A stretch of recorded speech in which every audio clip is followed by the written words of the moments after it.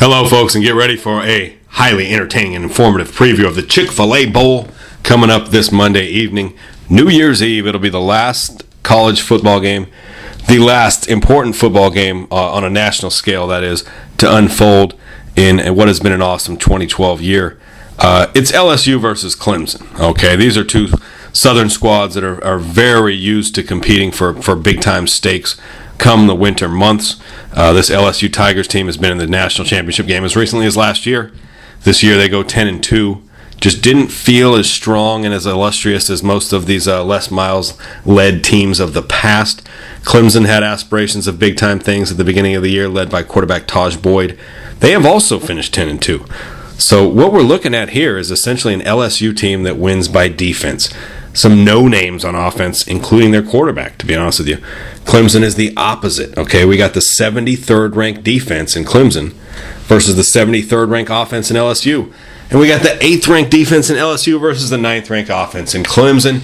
Your classic irresistible force versus immovable object.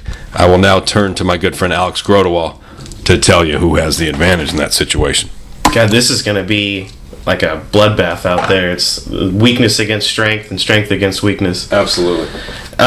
Leading the charge for Clemson is quarterback Taj Boyd, who a lot of people I feel like haven't heard about this guy, but he is absolutely an elite quarterback, on par with any of the guys who were up for consideration for the Heisman this year. He was at one time, absolutely. This guy's got over 3,500 yards, 34 touchdowns through the air, plus an additional 9 touchdowns on the ground.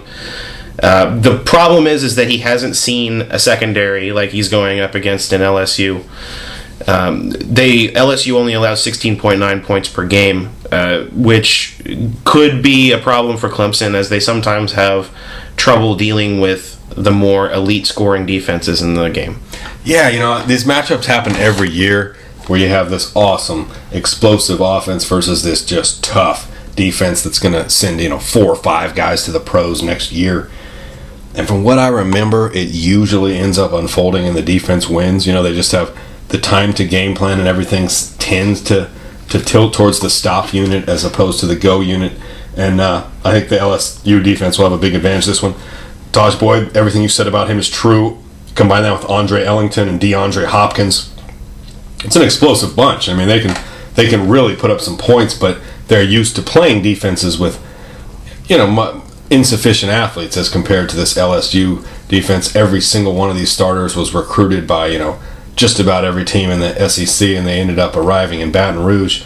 Although the LSU offense is a little bit embarrassing by their own standards, I think they figure out a way to win. I think LSU forces a red zone turnover or two by Boyd against this Clemson team, and I got LSU somehow scoring 24 points and Clemson only making it to 19. Just to real quick take the other side of the coin here and see what it looks like.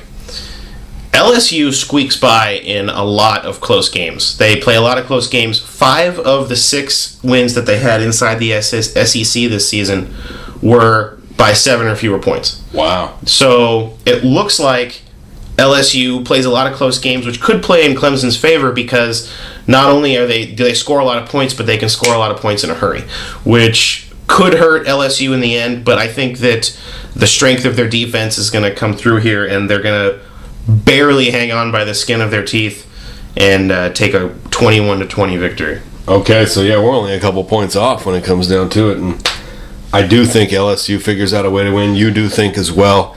Listeners, go with whatever you want. Bet with your heart, bet with your head. Just bet with money you have to lose. That's all I ask. All right, folks. Thank you very much for joining us, and thank you, my friend. Thank you.